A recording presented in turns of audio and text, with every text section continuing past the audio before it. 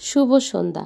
Hello viewers, আসসালামু আলাইকুম। আমরা চাইলে বিকেলে চায়ের সাথে যে কোনো ধরনের নাস্তা তৈরি করে হাতে খেতে পারি, বাইরে থেকে ডালপুরি, সিঙ্গারা, সমোচা না খেয়ে। একটা কথা আপনাদের সাথে শেয়ার না করে পারছি না, মনের ভিতরে অনেক দুঃখ আর কি।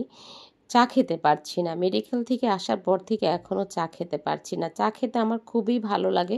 আমি সকাল সন্ধ্যা 2 টাইম চা খেয়ে থাকি। বলতে গেলে বাসায় আমি একাই চা খাই, মেয়ে খায় না, মেয়ের বাবা খুব কম চা খায়। আমি যখন মাগরিবের নামাজ শেষ করে মেয়েকে পড়তে বসাতাম, তখন ওর বাবা আমার কাছে গিয়ে বলতো, চা খাবা?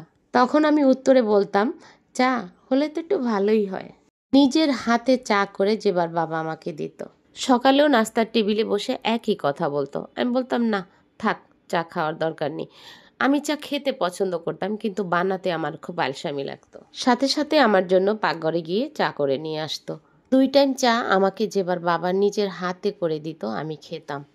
যেবার বাবা কিন্তু খেত না, শুধু আমার জন্য একাই চা করত। দুঃখের বিষয় আপনাদের সাথে এই জন্যই শেয়ার করছি, মেডিকেল থেকে আসার পরে চার পাতিলাটাই ফেলে দিয়েছে। যে ডাক্তার নিষেধ করেছে যে একদম চা খাওয়া যাবে না, সব কথা কি ডাক্তারের শুনতে হবে? আচ্ছা আপনারাই বলুন, ডাক্তার কি আমাদের বাসায় দেখতে আসছে আমরা চা খাচ্ছি না কফি খাচ্ছি? যাই হোক, চা ছাড়া আমার একদম চলে না। চা চুরি করে খাই আর লুকায়া খাই, যেভাবেই খাই চা আমাকে খেতেই হবে। আজকে পর্যন্তই, সবাই ভালো থাকবে। ফুলকপির পাকোড়া, যদি রেসিপিটা ভালো লাগে বাসায় একবার ট্রাই করবেন, আর একটা লাইক দিয়ে দিবেন, একটা কমেন্ট করবেন যে রেসিপিটা কেমন হয়েছে। আজকে পর্যন্তই, আল্লাহ হাফেজ।